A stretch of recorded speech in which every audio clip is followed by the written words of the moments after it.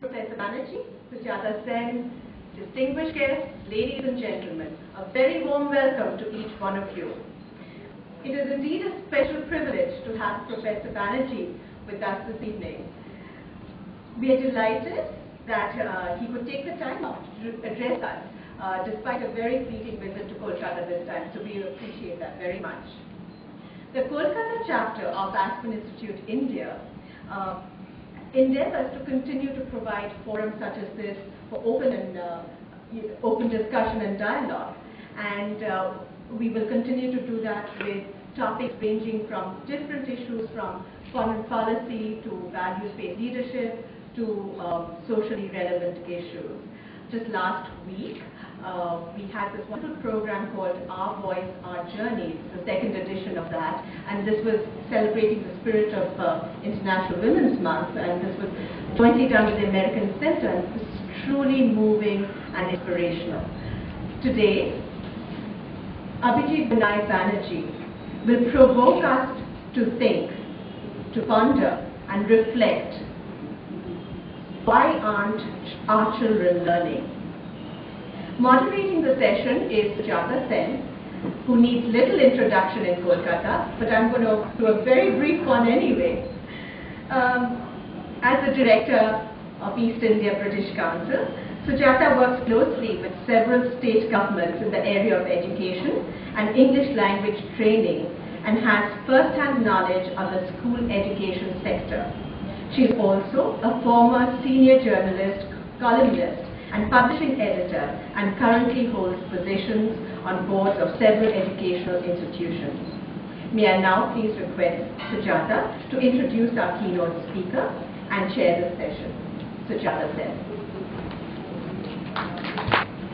Thank you, Ritushri. You've sent a wonderful designed invitation to everyone who's present here. So I don't think I really need to read out the full CV, but CV here for Abhijit Banerjee is not the full CV in any case. There is a lot about him on the website, online. So I won't read out the full CV, but I'll just say a brief few words in introduction to just make him feel welcome. Welcome to the city. Of course, it's his city. And just to say that he's currently the Ford Foundation International Professor of Economics at the Massachusetts Institute of Technology. And in his book, Poor Economics, is a bestseller, won the Financial Times Best Book of the Award in November. And along with his co-author, Esther Dapto, he's proposed a radical thinking of the way to fight global poverty. And he's now questioning why aren't children learning? And I think all of us present here today are very, very interested in this question and of course also finding answers.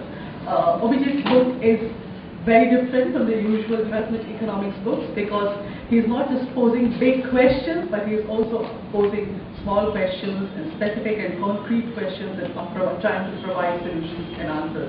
Welcome, Professor Abhijit Banerjee, to your talk.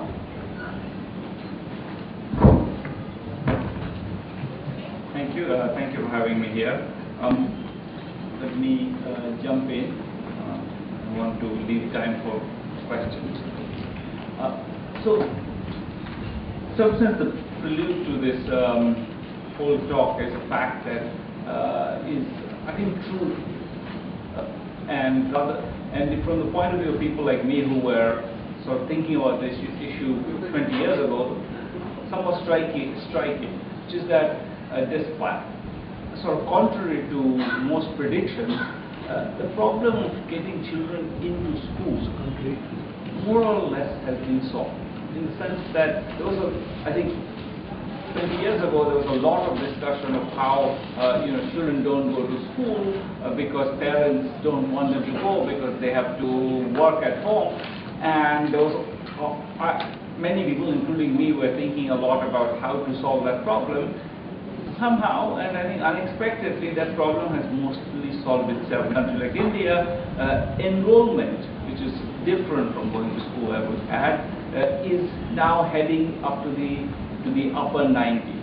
So it's 90% of children in the 6 to 11 age range are enrolled in school, and that's true not just in India but in all of the developing world. It's true in Pakistan.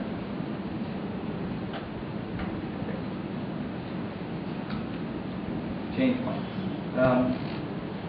It's true in Pakistan. It's true in Bangladesh. It's true in East Africa. And I think it's something that we should have been celebrating about. The trouble is that more or less at the same time as the kind of the good news arrived, some bad news started to arrive. I think the best source of the bad news was a survey that an organization that I have worked with for many years, Prof, started 6 years ago. It's called Aspen.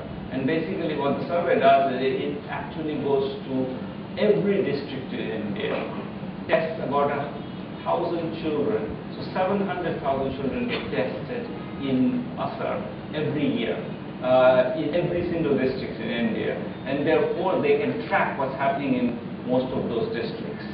And I think the bad news is very, in some ways, is very basic, which is that if you look at the numbers there, 60% of children in class 4 read below second grade.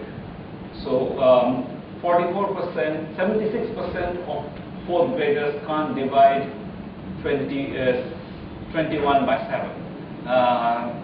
These numbers have now been done and redone both by state governments who didn't like these numbers at all. So Tamil Nadu government, for example, hated the number for Tamil Nadu, so they went and redid this whole thing, found even worse numbers than they did. And now the same thing has been, the same basic methodology been implemented in Pakistan and the deep study, and in Kenya, and now in Ghana. So a bunch of different countries across the world have had this, and with similar results, which is that children are well below, like 2 to 3 years behind where they are at school. This is by the time they are in 5th grade. It's not interesting to ask what happens by the time they're 8th grade, because most of them drop out by that time. If you're lagging that far behind when you're in 5th grade, you're not going to continue to 8th grade, so most of them drop out. So there's not you couldn't do that exercise for 8th grade. But that's a piece of bad news that a lot of us sort of also think it's that. So I think we expected it harder to get children into school, but we assume that when the children get into school, they learn. And both of those assumptions seem to be less than correct. What's the problem? Well, there are lots of different theories, and I think the bunch of obvious ones. There are not enough textbooks, not enough charts, not enough other materials. There are not enough teachers. Somehow the teaching is wrong. Children don't want to learn.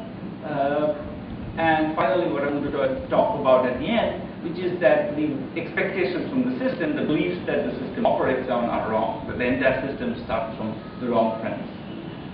I'm going to talk a lot about what I call RCTs. What are RCTs? RCTs are randomized controlled trials.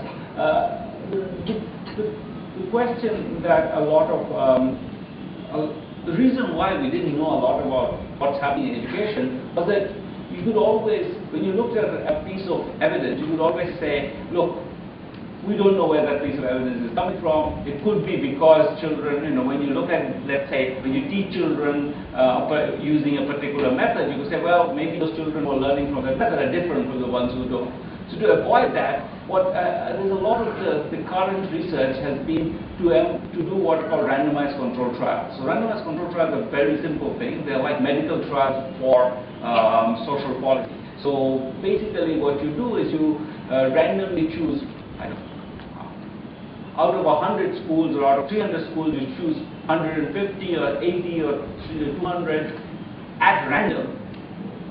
Choose those schools who have the intervention you're interested in and compare them with the ones where you don't have them. Because you're choosing them at random, those two sets of schools are exactly comparable because they were, to start with, exactly the same, and you chose them by lottery. So since you chose them by lottery, there is no systematic difference by them. That's the whole point of a lottery.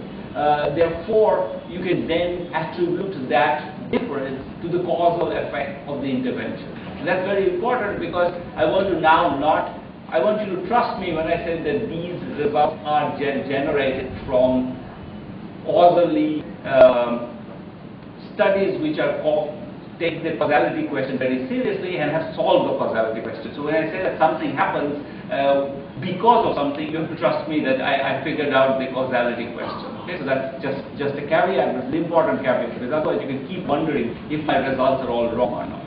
I don't think the results are wrong. They may very well be misinterpreted, but they are what they are.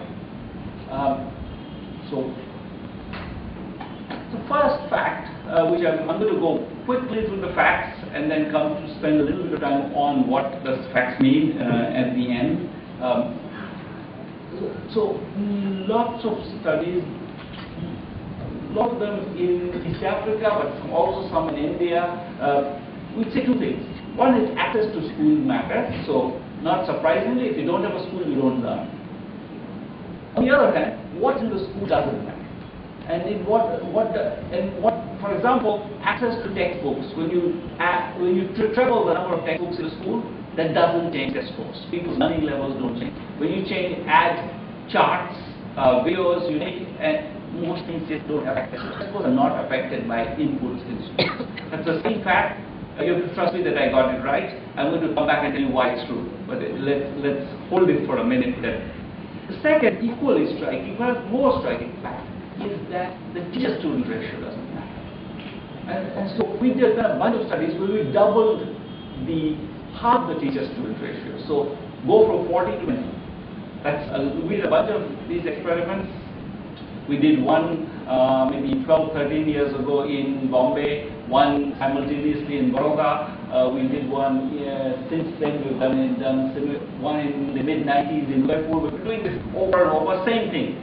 Take the class size, make it half. So much more attention to children, no effect on test score. And this is something that people have now found in other countries. So very systematically, same thing I said before, there being a school seems to matter, but not what happens, how the school is organized. In terms of teacher-student ratio, inputs in the school doesn't seem to matter. Now that's very striking and counterintuitive, but I want you to hold that thought. You may of course decide that what I'm saying is nonsense and leave right now, but if you don't now, then you may continue.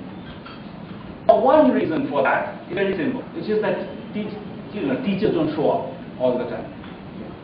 And that's sort of maybe, when teachers are, these are surveys. This from a World Autism survey where people basically went to schools at unexpected times and saw if the teacher was A, present, B, teaching. So teachers typically are present only 3 days out of 4, and on the day they're present, they are not always teaching, so the actual teaching time is half the legal teaching time.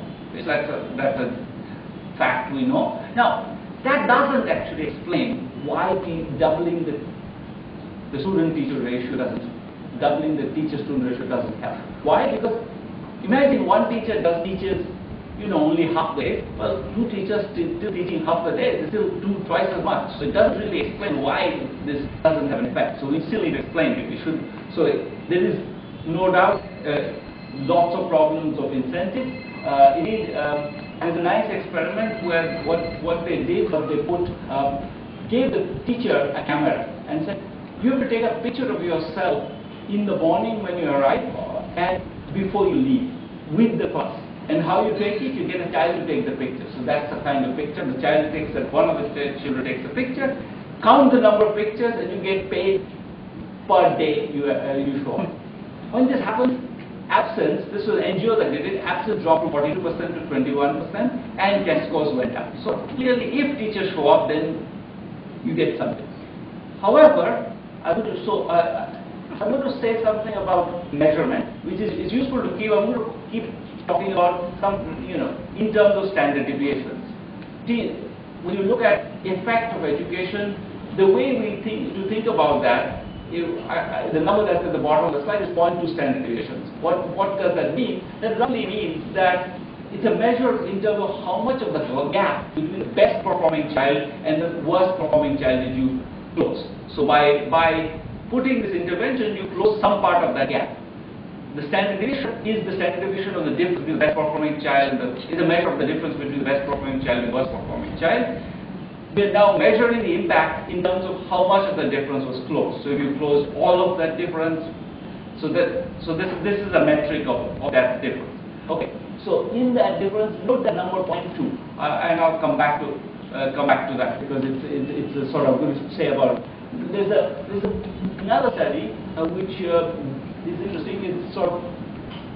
It's much less draconian. It just says teachers were given a small bonus. This was carried out in government schools in AP, where teachers were given a small bonus, 3% of their annual salary. So that's not a huge amount of money. It's a small amount of it. And we're told that they would get it if the children perform well. When you look at the effect of that, that's about the same magnitude. So you don't actually need to monitor them every day. If you actually give them incentives based on the test scores, you get about the same gains. And you can look at the effect of that. The gains are about the same magnitude. So actually you don't need to be quite so draconian to get those gains, but you get it when teachers have some stake. So that's clear that there is some evidence that stake matters. Not hugely though. If you see the gains, and as you see, we can get bigger gains easily. So here's the good news. The good news is that there's a bunch of remedial teaching programs. So what is remedial? Remedial is a bit of a misleading word because it suggests that you are helping children who are just somehow inherently weak. In fact, remedial teaching in the Indian context and in most developing country context just means teaching whether the child where the she is. So instead of teaching a child who cannot read, you teach her history, which is what we do in schools, you teach her reading. So remedial teaching is just teaching where the child is, rather than teaching where you want the child to be. Okay, that's a conceptual point to keep track of because it's going to keep coming back. So teaching where the child is rather than teaching where the child you want the child to be. So the way our schools are organized is that there is a syllabus for every year which needs to be completed. When you complete that syllabus, the next year's syllabus gets unleashed and so on. And that's how most schools in India are organized, not by choice, but by law. The Right to Education Act deems that every school is legally required to complete the syllabus every year. That's under the law passed by the government of India, the Right to Education Act. So the fact that the syllabus is covered ignores the fact that maybe none of the children are in any position to cover the syllabus. So they may very well be that they're in third grade, they can't read. As you saw, most kids in third grade can't read. Or they're studying social studies. There's a social studies syllabus for the third grade. How are they studying it? Well, not studying it, obviously. They're sitting in class looking blankly at the teacher and feeling miserable. And that's why you see another fact which is showing up, which is that the attendance in schools is, in some states like Bihar, at 50%. So children who are enrolled come to school 50% of the time. Why are they doing that? Well, because if I were in that position, I would do the same thing. I have no idea what's going on in class. Classes goes on its own pace, ignoring where I am, and what would I like to do? I like to escape. So when you do this, so a bunch of examples. So we studied this in, as I said, we started studying this in Bombay and Baroda in 1999-2000. We studied this in Jaunpur in 2004-2005. We studied this now in Bihar in 2009-2010. So we've been looking at this for a long time, and you always find the same thing. The people who are doing the teaching in these remedial classes are either volunteers. In many of the cases, they were just people who were not paid at all. They were given 2 days of training. They were high school students. These are not specialized teachers. They did not have extensive background in teaching. They were high school students or college students who were given 2 days of training. They were sent to, and they were either paid 1,000 rupees or they were volunteers. So you can't think of a more minimal intervention in a sense, because these are not high paid, not highly trained, they're not strongly incentivized, they were just told, go do it. When you look at the effects of these things, you get gains which are much bigger. So 0.6 standard deviations to 1 standard deviation, something like 3 times as big as the ones we saw before. When you do this, the gains are massive. And this is something that we've seen now We see the same thing, similar games in Kenya, we see similar games in Ghana. It's a pattern that we see time and again, which is that when you actually teach children where you are, it doesn't matter who you are, you need to teach them where you are. One striking example of that is that, if all this, so in Bihar, government school teachers, who are the people who don't show up, people who we were maligning just now, were told, look, instead of teaching, taking the summer off, we'll pay you extra salary. The Bihar government paid an extra salary for teaching summer school for 2 months during the vacation to children who were lagging behind. So the whole idea was that you can now do, so they were trained again, I think they were trained for 2 days and then sent to teach. When you do that, you see gains of 0.2 standard deviations, but that's for children, that's for the average child, but the average child didn't show up. 1 in 5 children showed up. So that's really like, if you get gain of 0.2 standard, this is arithmetic in class 3, 0.2 standard deviations when you have 1/5 of the children showing up. If all of them showed up, what gains would you have got? You got 1 standard deviation gain. So massive gains from these teachers who are otherwise seen as being, whatever, lazy and not interested in teaching. When you actually tell them that you teach children where they are, you get large gains. So that's a forethought to keep in mind. It's not so much a matter of incentive.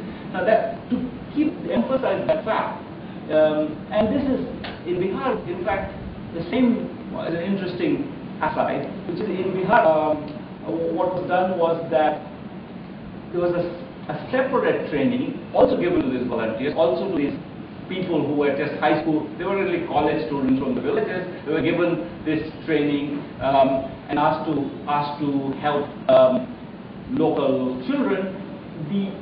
In this particular case, what was different was they were told to help children who are not those who cannot read, but actually children who can read, help them read better, give them more interesting material. Again, you see very large gains. So these are, think of these as being not the lagging children, but the most advanced children. Even with those children, when you target what they are interested in and you give them material that they are interested in, they also see large gains. So it's not just a matter of helping, that the worst children can be helped easily. Even children who are pretty advanced can be helped easily by these volunteers. So that's something to keep in mind. Okay. Here's another striking fact. It was done, again I say, early days of computers. So in Baroda we went to some schools and we found that the computers in the school were in boxes. Nobody was using them.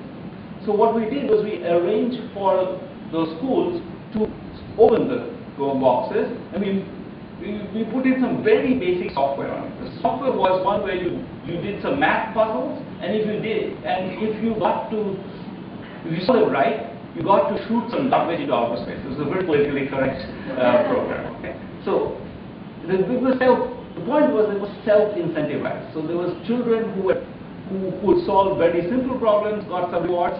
Then they could solve harder problems, they got more rewards. So it was self-incentivized. The child was at his level, learning at his level. So if you could do it, you could solve many problems, you get more and more chances. And you get, every child got 2 hours a week of playing the computer, and he didn't play alone, he played with another kid. With that, you see gains of half a standard deviation in math. So again, main point is very easy to get large gains. We don't get those gains. Now, what sense is it that we don't get those gains? Very striking is when you look at private schools. So one way to, I'll skip all this and come back to it.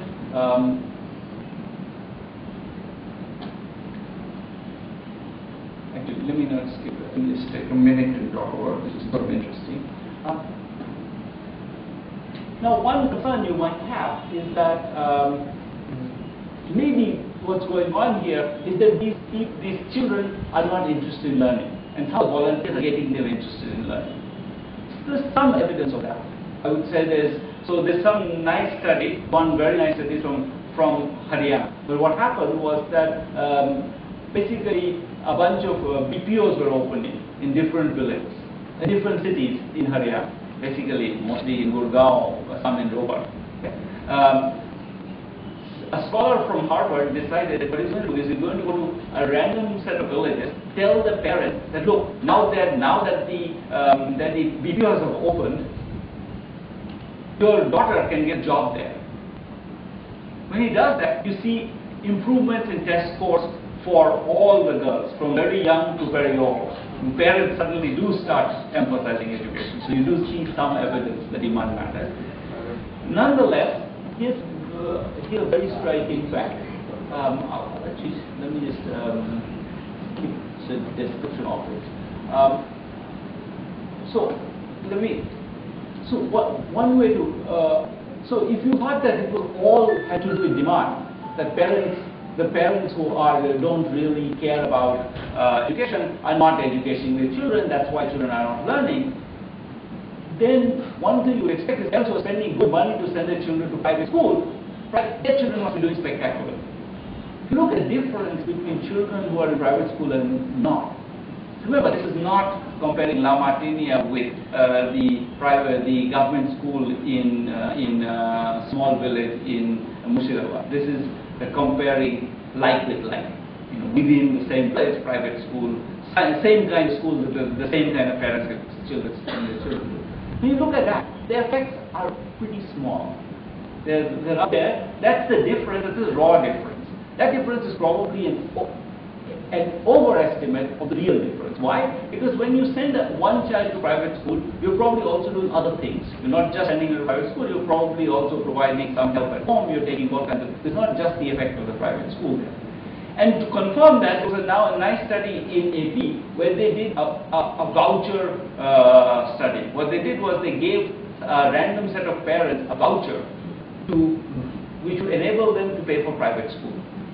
So some parents got that vouchers, others didn't. So you can just, and this by lottery decided, so you could see what happens. When you see what happens, there's no difference on average on the test scores. Private schools do nothing. Indeed, private schools seem to improve your English scores a little bit, or quite actually substantially, but starting from a very, very low base. And they make both your Telugu worse and your math worse. So that's sort of just how it works.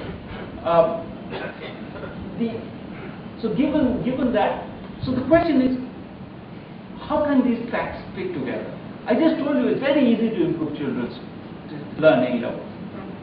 Why aren't private schools delivering that? Why aren't they taking advantage of that possibility and just making children much, teaching them much more? Why is it the case that if it is so easy, I told you all these studies of, a high school educated child, boy can teach his the village, people in his village, and they can improve a lot, then why are private schools doing it? So where are things breaking down?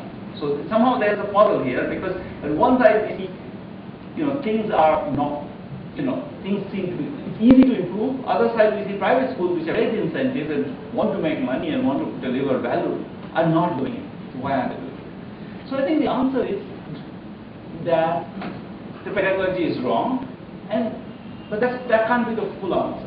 So the pedagogy is wrong, meaning you're trying to teach the syllabus, that's I already said that. Question is, why do parents agree to that? If they're sending to private schools, why aren't parents complaining? My child is not learning. Why aren't you doing something about it?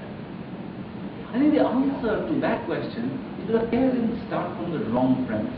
So parents think of education as a lottery.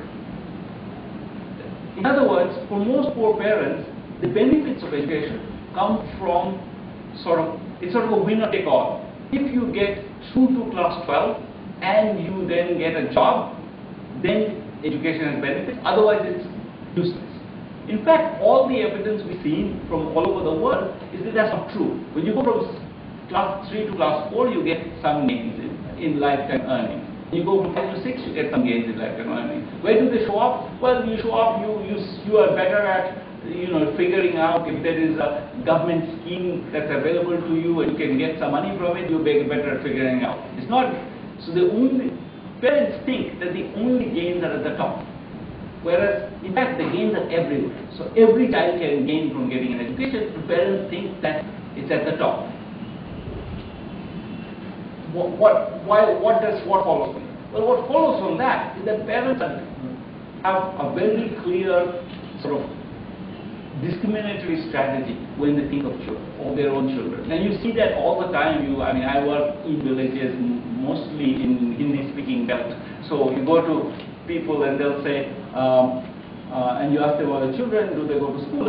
So they all go to school, but ये तो बुद्धू है, लेकिन she's really smart. And often it's she who's really smart, and she is getting the private school, and he is going to government school. And you see that there's a very nice study in Pakistan, actually, in Punjab, where they ask parents, why do you send some children to private school and others to government school? And they say exactly this, which is that those children are stupid.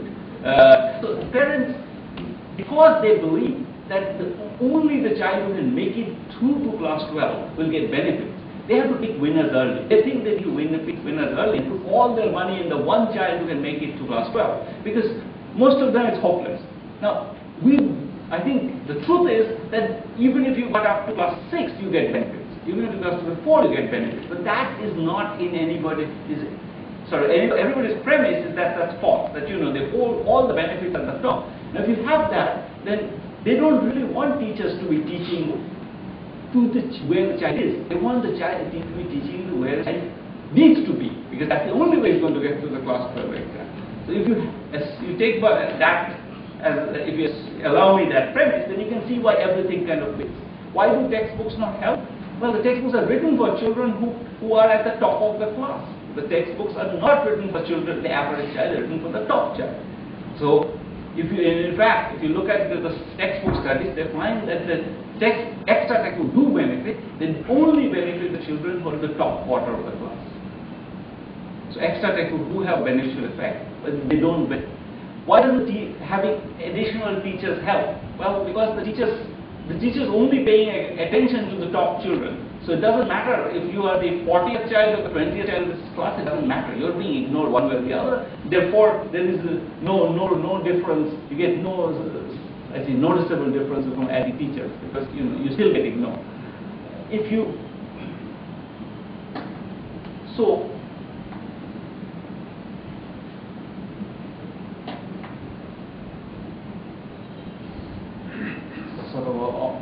So this also explains why government teachers do well when they teach so the government teachers are not actually incapable of teaching.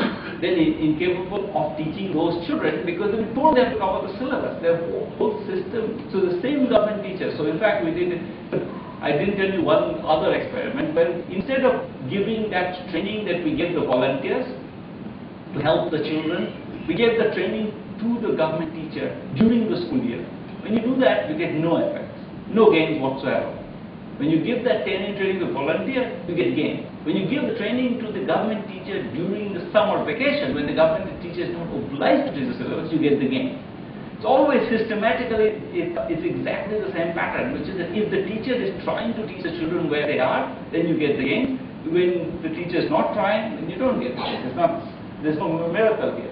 Why don't private schools do much better? Because private schools are not meant to teach children basic skills. Their parents who send their children there expect that the private school is going to help them get through that class 12 exam. That's the goal of the private school. So you're not, if you start saying, no, I'm going to lower standards and I'm going to push on children to actually all children learn, people will take the children out of the private school and take them to a different one, because that's not the reason why parents have put their children there. The parents want their children to be either winners or they're hopeless.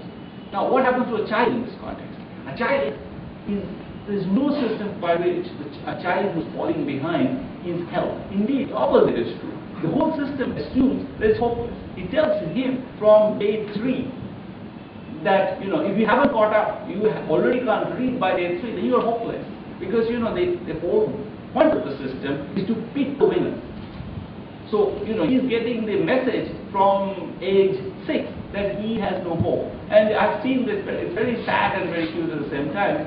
I've seen like a 9-year-old will point to his brother and say, I'm a Buddhu, but, this my brother, he's very smart.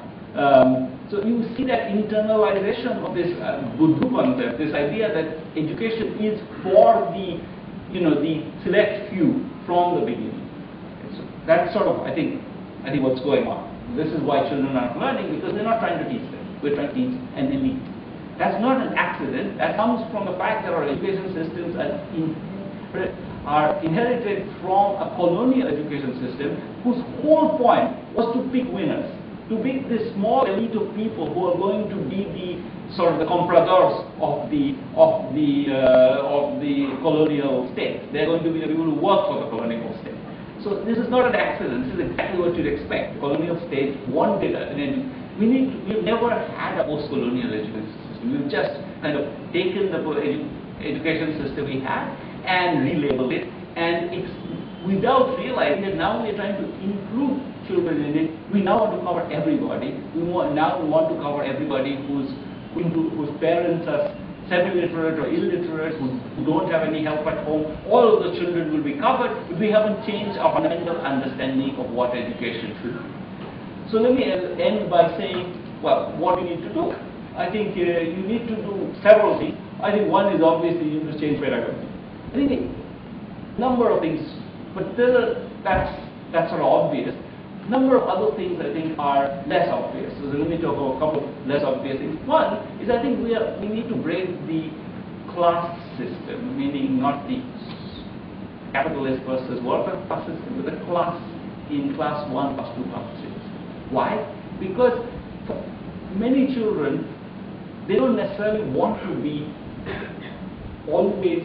So many children who are lagging behind, they will need more time to get through. We've now created a system by which when you enter, you're assigned a cohort, and then you get automatic promotion all the time till you give up on school. That's how the entire system is organized. That's the opposite of what we should have. We should have much more, and that's where somehow our system, the educational reforms are all moving in my view, the wrong direction. We are now abolishing all exams, even at 10th grade. That's the latest innovation of the UPA government. The idea, now there will be no exams till class 12. So that idea that we should, in fact, what we want is the opposite. We want to be able to figure out which child is where and assign them to the help they need. If we don't figure out where they are, then we are going to have a system which will perpetuate exactly this process. We need to know where children are, and we need to give schools incentives for delivering improvements for children at each level. So by abolishing all public exams, what we are doing is we have abolished all mechanisms for giving incentives to schools, because we can't tell them anymore if your children are not doing a minimum amount. So what we would like to tell schools is we want every child to be learning at least at their no more than 1 year behind where they should be, or 6 months before they are. How do we do that without having a public exam? Now, the philosophy from which the public exam abolition has come is a philosophy that these exams are used by schools and parents as punitive devices. And I think that's completely right. I went to South Point. It was used as a punitive device. There's no question that it is true. But the US has figured out a solution to this which is very simple, which is that the fact that that the test score is generated doesn't mean the children have to get the test. The school average can be given to the school and said that you are not delivering the education. The children don't need to know who's doing badly. That's for the school to know. So I think we have this idea that somehow whenever there's an exam it has to be public information. That's completely not necessary. So we can, as soon as we break that link, we can now create both incentive for schools to not ignore its worth for children and at the same time generate protect children from this information. What schools need to know where children are. Now, coming back to this idea of breaking of the class system, once you know where you are, clearly all children don't deserve to be promoted at the same rate. Clearly some children need another year of math or another year of whatever they are weak in. Problem with that is that they'll feel that if you do that systematically, then they'll realize that they are the failures. What you want to do is you want to create allow children to take math with one cohort and Bangla with a different cohort. So it doesn't have to be that you take all the you are matched to your age cohort and you take all classes with that cohort. That's not necessary. So I think that I can keep going, but I think I'm going to stop and we can have more some discussion. But basically, I think the main point I want to make is that I think we're sitting on a power cave. We have managed to get a lot of children into school by telling them that something good is going to happen. They're going to come out feeling very, very angry. We were tortured for 5 years and then let out. We didn't understand anything of what's going on, and then we let out. I think we really need to very quickly rethink what we're doing in education. I've been trying to sort of convince myself that it's not as big a problem as I imagined, but I don't manage. I think it is a very frightening thing where we are. Thank you.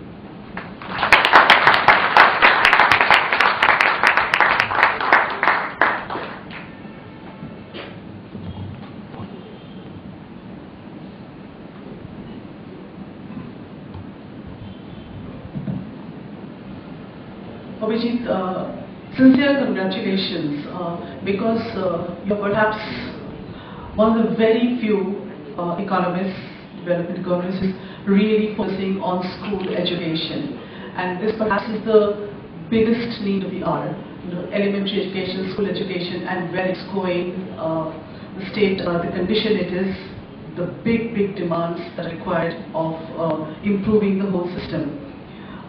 Before I open up to the House, I just want to ask you a couple of questions to basically get the discussion going. And my first question may sound flippant, but actually it's not flippant. I mean it quite seriously. All the majority of the work that you have done, in terms of school education in India, has left out West Bengal. And I'm asking you this question because I've asked Pratham also the same question. I have immense admiration for Mother Divine Abhijit Banerjee, and I've asked the same question. Why doesn't Pratham operate in West Bengal as it operates in other states? But Rukmini has strong roots in West Bengal. You have roots in West Bengal.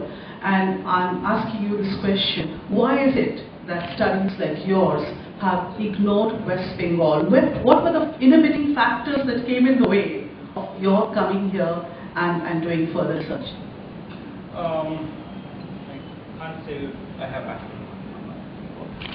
can't say I've tried recently, but under the previous government, it was not easy to make headway. We tried many times, and I remember spending a whole day with the getting browsing by the inspector.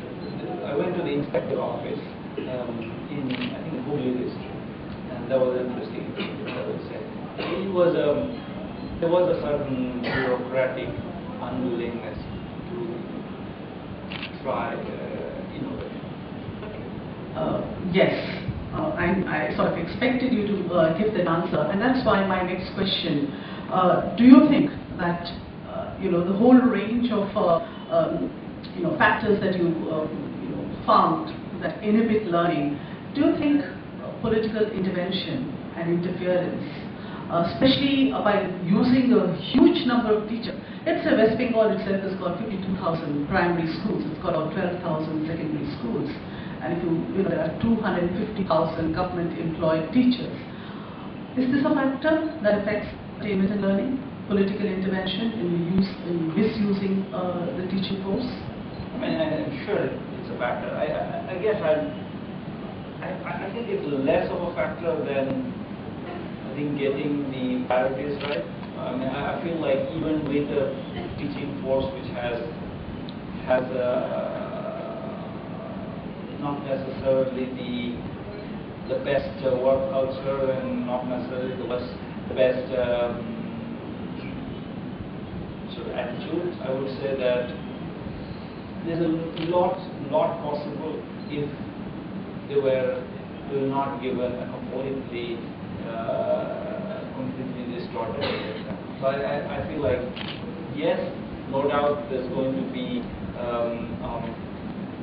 there are political constraints. The political constraints in education are not unique to India, not unique to West Bengal. They're true everywhere. It's true in the US. US is the politicization of the teaching community is a very big problem in the US, and one that constantly is in the battle line.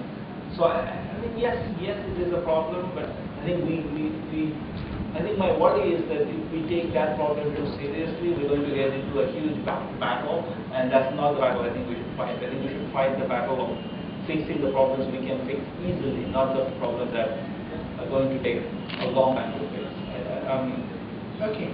Let me just quote, from another study that Prof did in 5 states, in Andhra Pradesh, Himachal Pradesh, Assam, Jharkhand, and Rajasthan, and they came up with recommendations how primary education can be improved. Yeah, they said there should be urgent textbooks, urgent revision in textbooks required, systems to be placed to track teacher attendance, teacher recruitment policies, state teacher education plans, and quality of education, libraries. Now, let's relate each one of these. Textbooks are written by people who are favored by the ruling political elite. Systems to track attendance will never be in place, because if you are aligned to a particular political party, whichever is in power, you are going to get away with it. Teacher recruitment policies are always politically motivated. I'm just stating bare facts. I don't think you're right. I think you're wrong. I think if you look at Andhra Pradesh, it's been very able to. Andhra Pradesh is an extremely politicized state. Among the states where, I don't know if you know, but it's one of the states which has the closest to the Chinese communist system. They have a kind of a party bureaucrat for every block. Not just so the TDP started this system and extremely politicized. It's not the case that West Bengal is extremely politicized, but Andhra Pradesh is among the most politicized. I worked in Andhra Pradesh for a while, and I think they manage. I think because there was backing from the education minister and there was backing from the education secretary, they managed to put in a bunch of innovations in Andhra Pradesh. I'm not saying they're going to change the world, but I think textbooks can be. I think if the goals of the textbooks were not as completely absurd as they are now, I think you could still have the same textbook written by the government favorite. It just doesn't have to cover calculus and plus 3. I think what I'm trying to get at is that there's some basic innovations which can be done even under the political climate that's available in most states in India. I don't think Bihar is many of these the trainings, whether they succeeded or failed, they were done in thousands of schools in Bihar.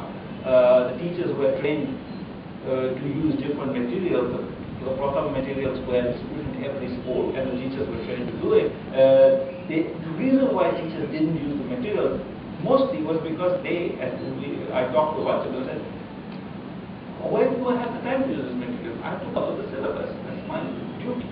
So I'm not convinced that you're right. I think you're too pessimistic. I think there's a lot we can do, and I think it's dangerous to be too pessimistic, because then we all give up. I do think that we shouldn't give up. I think there's lots we can do within the system.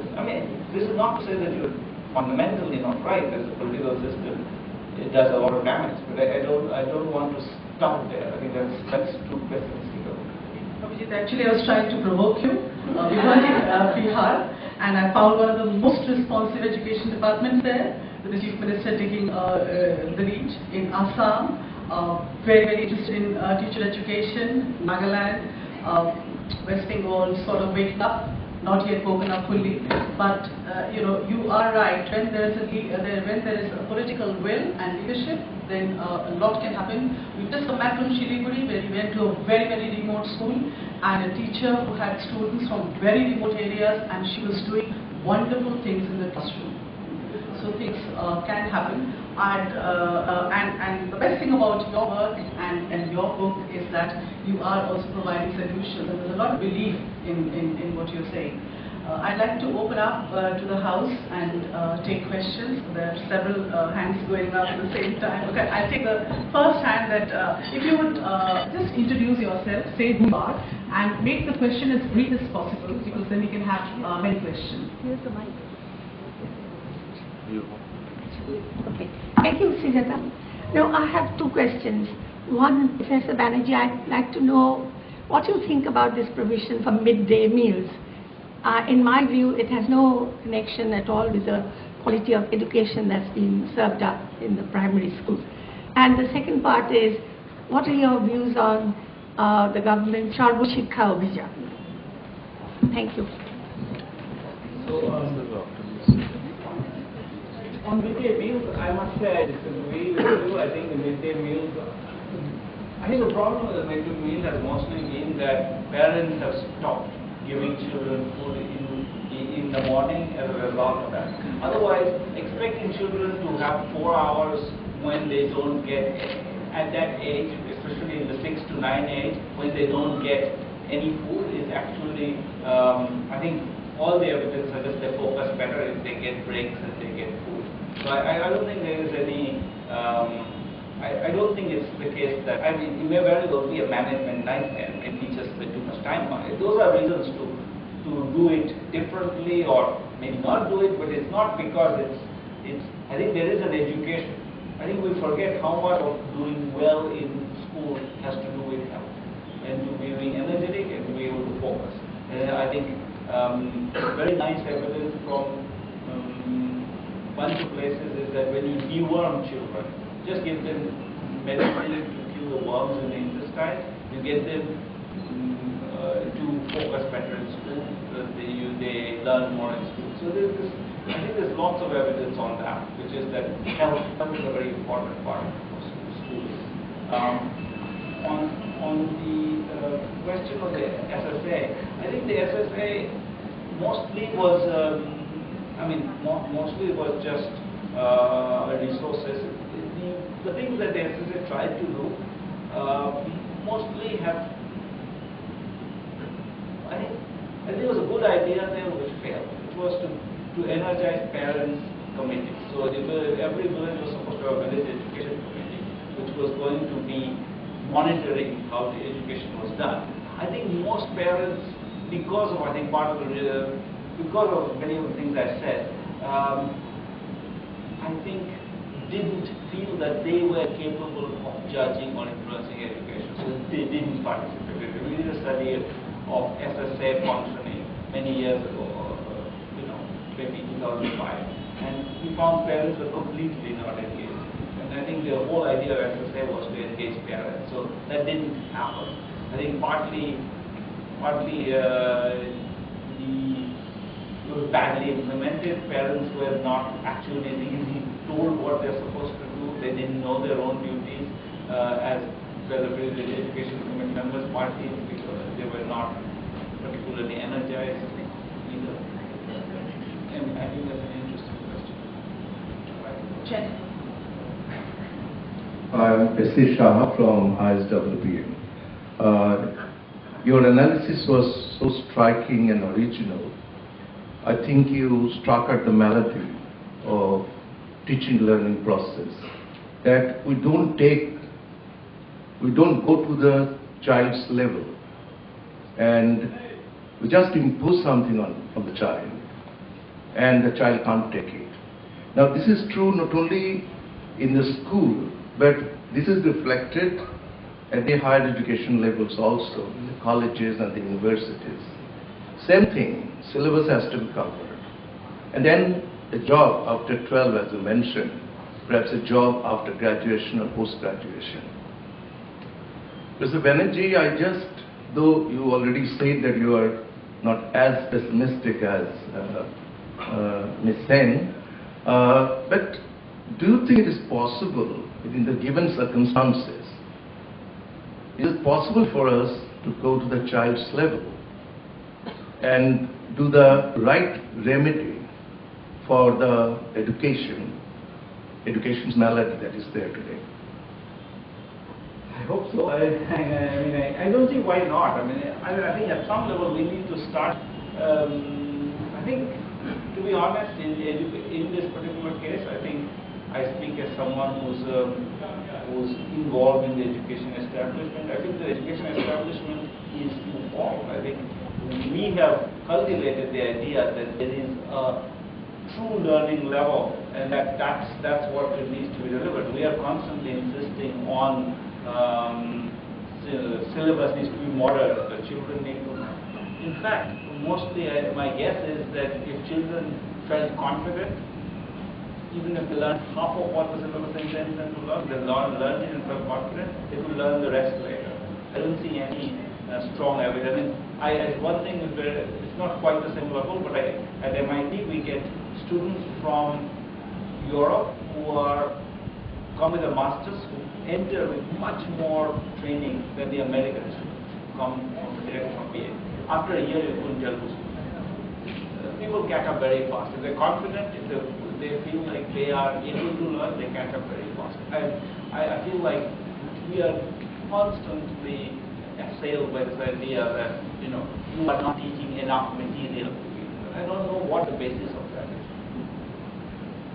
Take a question from the gentleman in the second row. My name is Sabyasachi. I teach in. Okay, sorry. My name is Sabyasachi. I teach in Calcutta International School and also work with NGOs in teacher training across the country. Now, I have a question. Do you think, sometimes it strikes me that maybe if we make it mandatory for at least government servants, right from IAS officers, everybody, to send their own children to the nearest government school of where they are posted, that itself can bring a major change. Because if we say just a government school, they will probably create one or two elite government schools with public money. So if you are a BD of this, the nearest government school, that's a lot of things. I'm not saying automatically, but it can bring a big change in absenteeism, better quality. Unless that is done, the people who have even a little bit of money often sent to the kind of private schools you are saying, not really qualified teachers. Government schools are much better qualified teachers, but they don't do that. If that can address the issue. We'll take a few more questions and then ask Abhijit to respond if one time. Yes.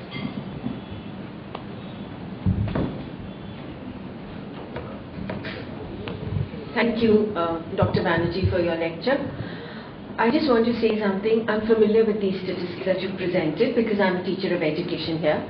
And in 2008, I presented a paper on a paradigm shift in methods of education. My question to you today is that now that the RTE Act is in vogue, and we've completed more than a year of that, and we have experiential-based education where we are trying to increase the capacities of the children in our schools, and then again we come to hear that pedagogy needs to change. My question to you is, what are some of the new pedagogy all over the world? It's not only in India. So how do we improve the literacy and the numeracy skills amongst children, and what is the pedagogy that you would suggest? Thank you. Thank you. A couple of more questions. Gentleman in the last row. I'm here. Okay. I'll get my hand up. We'll take your question and then we'll come back to Abhijit. Dr. Banerjee, I'm not associated with education per se, but yes, I'm a parent, and I was just wondering that as far as the government is concerned, how can the government leverage on information technology in terms of empowering the teachers? The statistics that you mentioned as far as the teacher and the willingness of the teachers to make it to schools, etc. is concerned. At the end of the day, sir, we need to make education interesting for kids. And I think information technology is certainly one of the answers. So if you could talk something on those lines. Thank you so much. We'll take another question. Yes.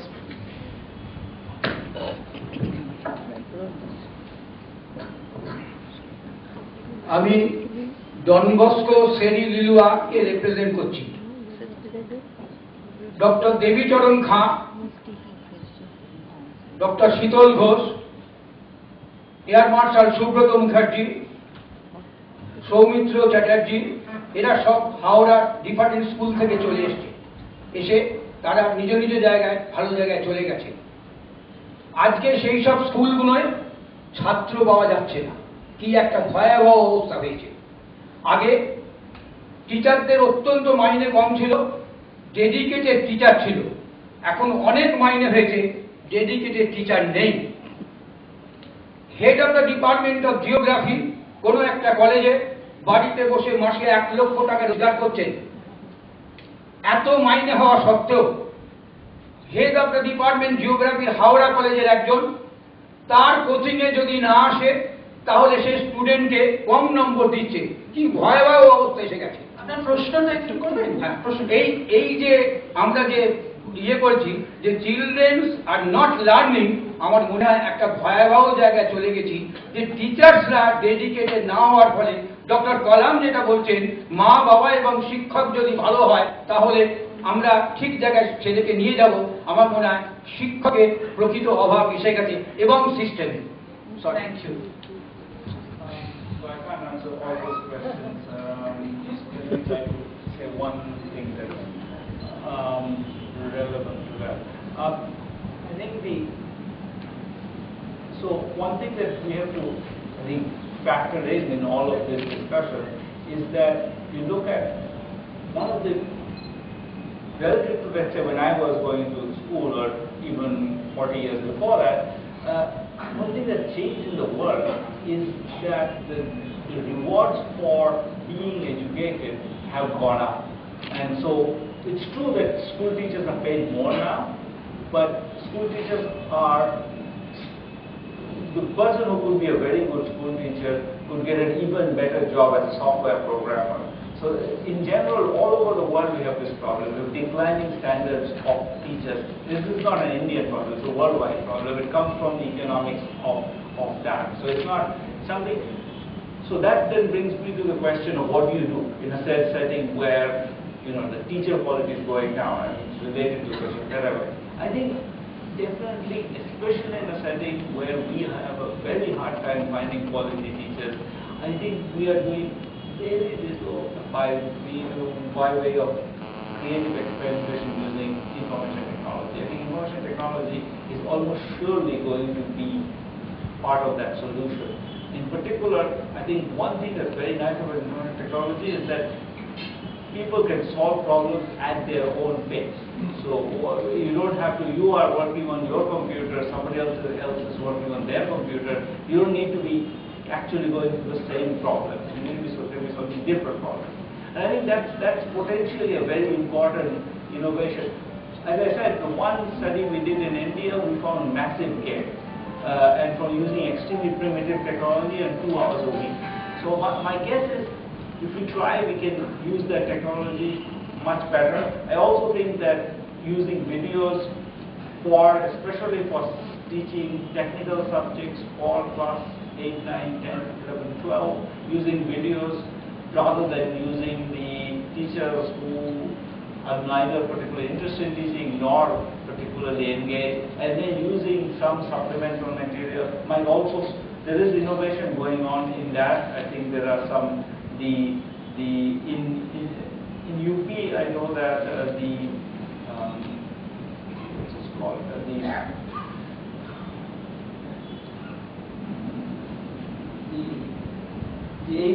the foundation that is associated with the computer company HCL, I forget its name, is doing a bunch of that innovation, trying to do that. So there are actually efforts going on to try to find ways to use new technologies to improve education. My guess is that that's something where in India we have a huge comparative advantage. We have very poor teaching and we have pretty good technical people. We're in a very good spot in that respect, and I think we need to leverage that. I think we sort of think of computers being high-end, but computers are much cheaper. By now, you can buy a desktop for the salary of a teacher for 1 month. So we're getting to the costing point where we can easily use computers much more. Now the problem in rural India, everywhere, rural Bengal, is power is disastrous. So we need to somehow provide power before this technology is usable.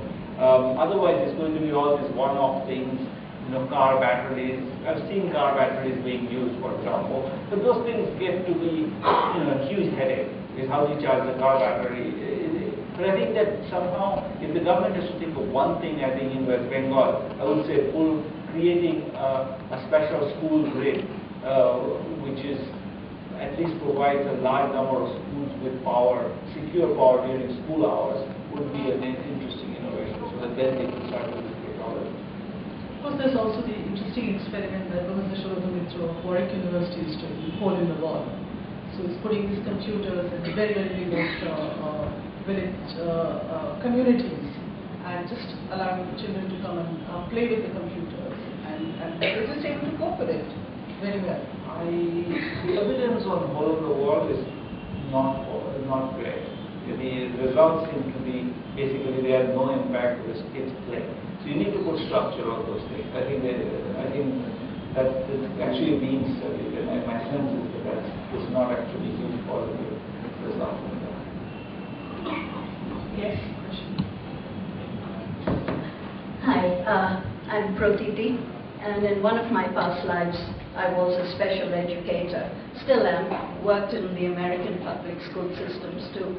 My question is, in your book, you've given a lot of emphasis on the basic skills of reading and arithmetic, mathematics, those kind of skills.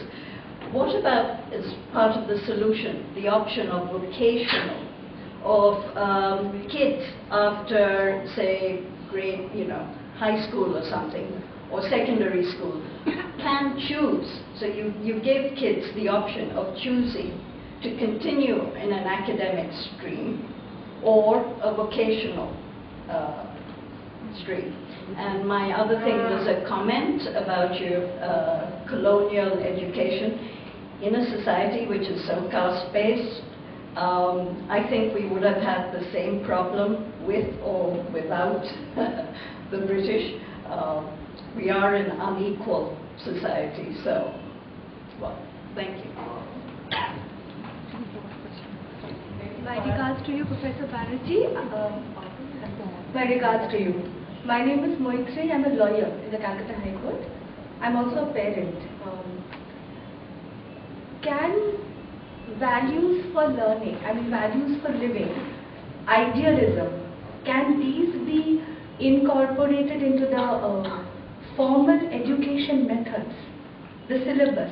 Because we are all the time, once we grow older and we are all shifting, we can't make out what values to follow. And the elementary values of living, I'm sure they're different everywhere, but certain elements, can they be incorporated in the structured educational methods? Thank you.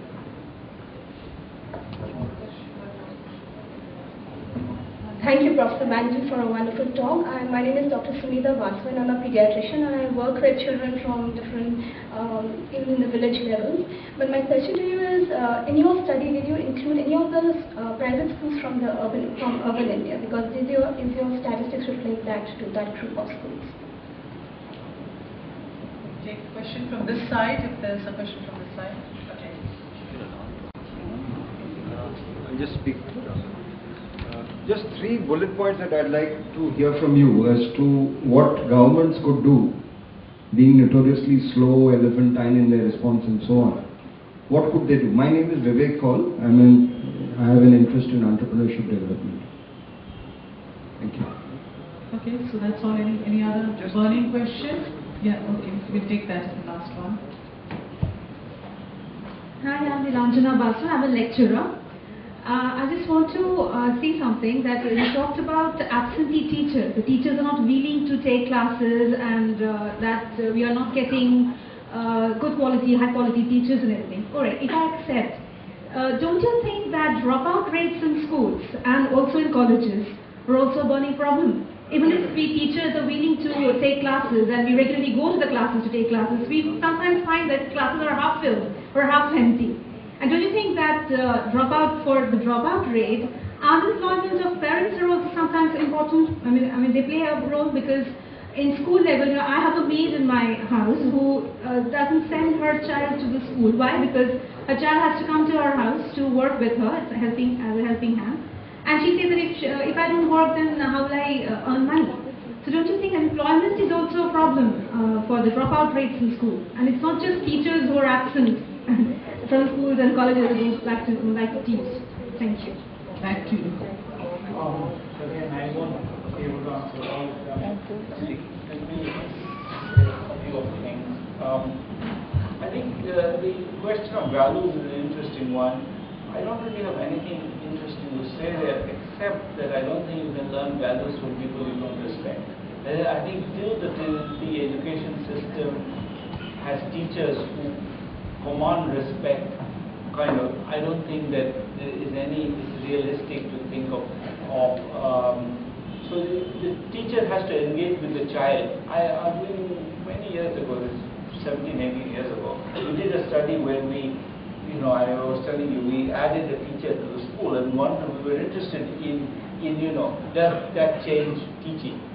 So we started looking at very sophisticated things, and we found no effect. But it turns out that then we realized that you could ask much more basic questions, which is, how many children has the teacher looked in the eye during the entire day? And the answer is 2, usually. So if the teacher completely doesn't treat you as a human being, you're not going to be able to learn. So I think the fundamental question of values starts from teachers feeling that they are responsible for every child in the school. I think that particular idea, I think, is fundamental, which is that teachers need to be given, we have to be able to tie teacher rewards somehow to the performance of the worst child, not to the performance of the best child. That's something that we just have to be able to implement. Otherwise, we're not necessarily the worst child, but the bottom half of the class. Without that, I think this system won't change. So I think it's easy to talk about, changes in the system and all those things, but I think that in the end, I think the expectation of the teacher, the system expecting of the teacher has to change in that direction. In terms of, so if I had to have one bullet point, is that one, which is that you have to get teachers to focus on the bottom of the class and not the top. I think that, much of this, there's been much discussion. I think I'm going to. Thank you, Professor Abhijit Banerjee. Okay, Derek, should we take that as the last question? Allowed? I have a very simple question, but if I may preface it with a short comment. Thank you so much for sharing with all of us your ideas, your insights, especially the innovation. I'm very glad I gate-crashed this event because I wasn't invited, but I got to know this morning, thanks to Pradeep Kakkar, to come here. So next time Aspen organizes an event, maybe it's a good idea to invite people from government as well, yes, so we can hear. So I have a simple question. When are you coming to Calcutta next, so we can pick your brains and your ideas? You want to answer that?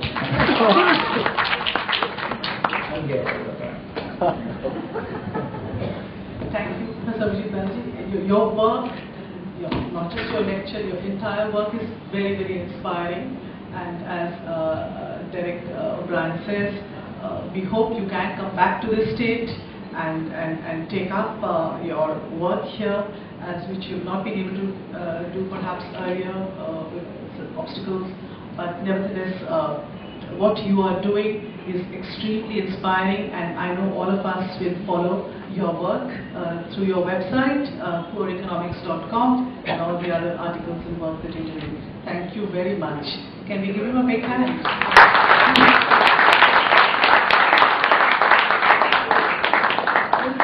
So, Brian, we're going to take you up on that. On behalf of Aspen student here, Professor Banerjee, thank you not just for raising the questions, but also suggesting some of the things which we can do about it. And Sujata Ji, thank you so much for very skillfully moderating the session. Thank you for being a wonderful audience and truly making this an interactive session. And I invite you all to stay back and join us for some tea and refreshments. Thank you.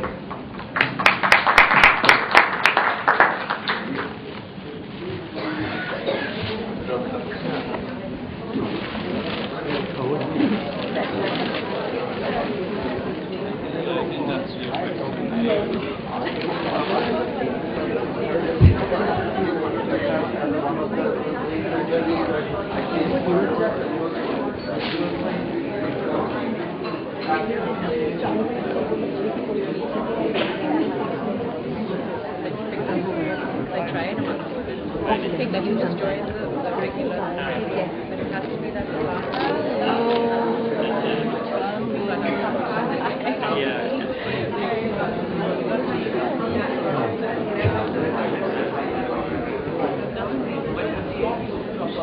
I think the thing is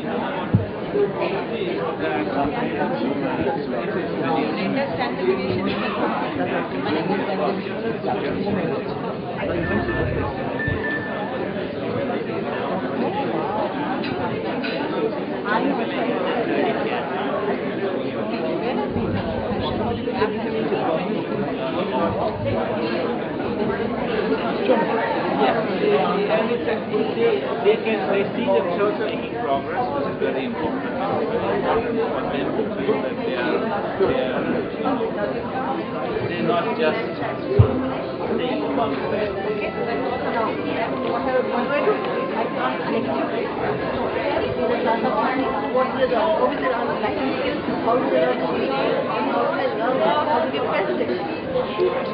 What do I do? Thank you so much.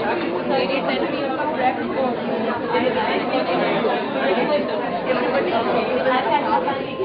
I have a clear I know individually, I can see that, I can reach them, then they can write to me, and then they present all that.